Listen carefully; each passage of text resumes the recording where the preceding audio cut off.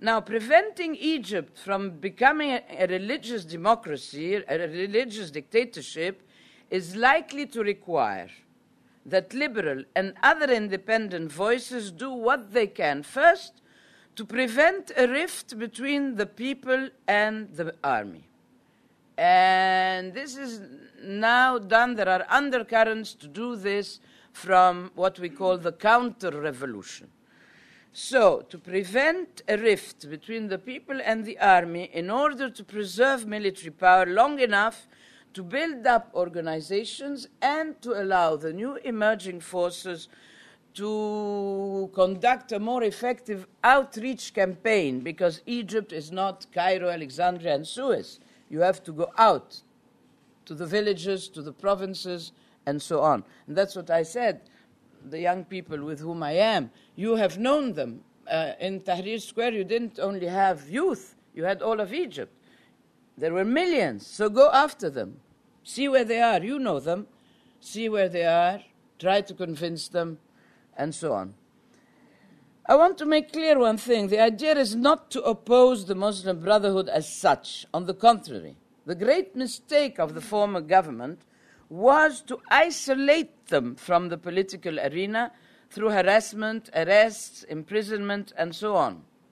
Today the challenge is to incorporate them into the former political arena, and with time, as I said, they will become just another political actor, assuming that time allows for the development of a range of credible alternatives. I believe that it is the diverse collection of civilian opposition movements, if they get their act together, and there are many who are emerging today with very respectable figures.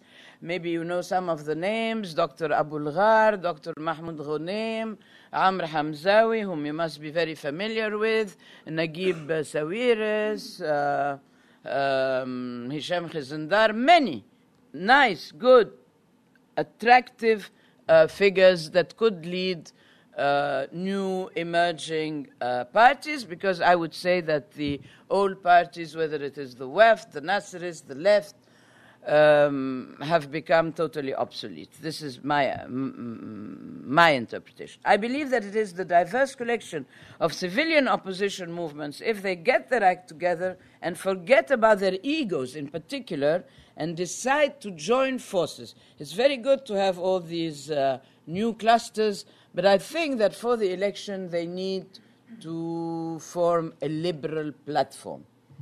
I believe that if they do this, they may well determine the outcome of, first of all, the current turbulence in Egypt, and I believe they may do much better than we expect.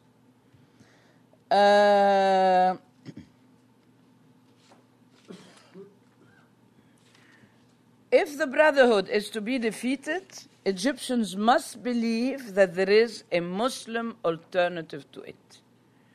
You cannot have a party that has just a secular platform. You must incorporate the moderate Muslims in it, and I believe that the majority of Egyptians are Muslim moderates. I'm here thinking not only of the secular Muslims, whom you probably all know, but of the moderate Muslims, like Hizb al-Wasat, like the Shabab al-Ikhwan, like others who are recognized as Muslim figures, but who certainly don't want the rule of clerics, who certainly don't want, and many of the women and the Christians who don't want to be treated as second-class citizens, and many of the Muslims who don't want to be told how to pray or when to pray. So there must be a genuine debate, I believe now, among the Egyptian people before there are elections for a new government that would have the power to end freedom. Because among the amendments, no amendment was made to the enormous prerogatives that the former president had. He was head of everything, from the army to the sweeper in the street. So if there is no change in that, if you don't limit the powers of the executive, then we will have another pharaoh, just after we said this was the last pharaoh. So there must be a genuine debate among Egyptian people before there are elections for a new government that would have the power to end freedom.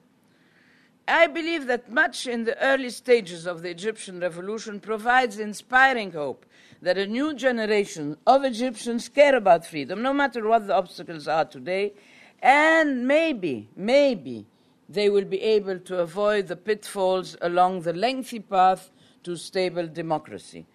I want to repeat here, in such a case, the West will also benefit.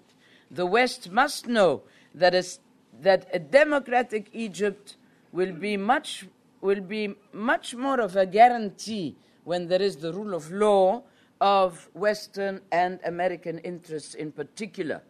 The stability that they have propped up with so much money for so long, the stability was a false stability. They propped up an autocratic regime thinking that this is what will save their interests.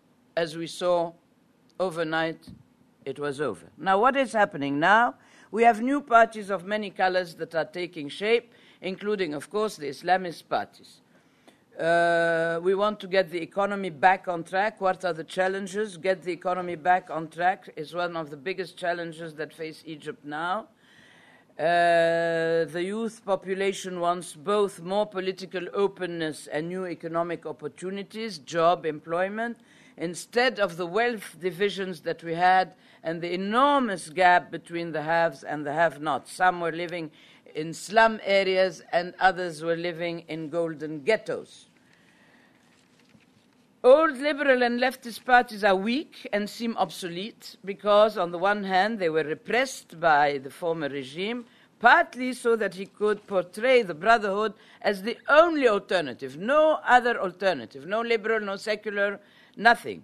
Only the Brotherhood as the only alternative to his own autocracy, a ploy that unfortunately secured him the support of Western powers and in particular American power who were fearful of Islamists in power.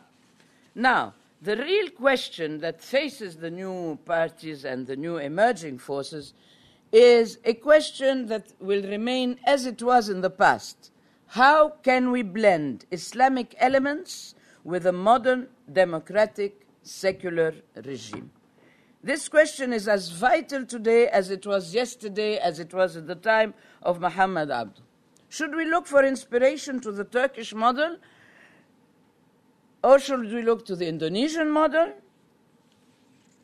We have many models now, but the real model will be homegrown. I forgot to say that apart from the three forces that I want to control Egypt, there is a fourth force, and this is the negative one. One is the NDP remnants who are responsible for the famous Camel and Mules attack, who are responsible for burning state security files, and lately in the stadium against our brothers in Tunis, who have been so generous in receiving Egyptians fleeing from Libya, who are responsible in fueling sectarian violence when we thought this whole thing was over by burning churches, and so on.